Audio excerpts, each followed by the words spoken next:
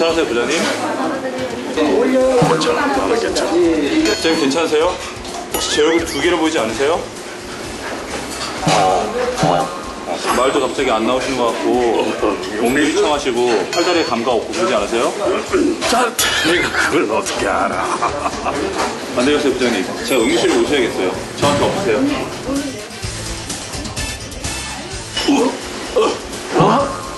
응급실로 가야 된다고? 술에 취해 사물이 두 개로 보이거나 말이 잘 나오지 않을 때 취해서라고 소홀히 넘기기 쉬운데요. 하지만 이는 뇌졸중의 증상으로 곧바로 응급실에 가야 하는 상황입니다. 이처럼 몸에 생긴 이상 증상이 촌각을 다투는 응급 상황인지 모르고 지나칠 때가 많은데요. 일상생활에서 응급실에 꼭 가야 하는 경우는 언제인지 건강플러스에서 알아보겠습니다.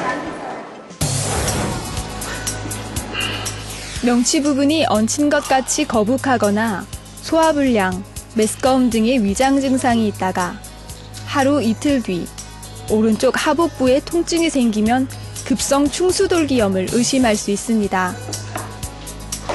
염증 부위가 터지면 복막염이 되므로 그 전에 응급실에 가서 확인해야 합니다. 또 위 십이지장 궤양 환자가 명치 부위에 타는 듯한 통증이나 칼로 베는 듯한 통증이 생기다가 복부 전체로 퍼지면 응급 상황입니다. 위나 장이 뚫려서 생긴 통증일 가능성이 높기 때문입니다. 하루 대여섯 차례 이상 구토나 설사를 해 몸이 처져 있으면 탈수 가능성이 높으므로 응급실에 갑니다. 구토물에 피가 덩어리째 섞여 나온다면 위궤양에 의한 출혈이나 심한 구토로 인한 식도 손상일 수 있습니다. 또한 대변이 까맣게 나오거나 피가 섞여 나오는 경우도 위장관 출혈이 의심되기 때문에 응급실에 빨리 가야 합니다. 교통사고나 낙상을 당한 뒤에는 몸에 상처가 없어도 사고 당시를 기억하지 못하거나 의식을 잃었다면 바로 응급실에 가야 합니다. 이런 증상은 뇌가 손상됐다는 징후이기 때문인데요. 응급실에 가서 뇌출혈 여부를 꼭 확인해야 합니다. 또 얼굴과 생식기 부위에 화상을 입었다면 작은 화상이라도 응급실에 가야 하는데요. 연기로 인한 얼굴 부위의 화상은 기도에 손상이 있을 수 있고 생식기는 조직이 얇아 감염이 잘 되기 때문입니다.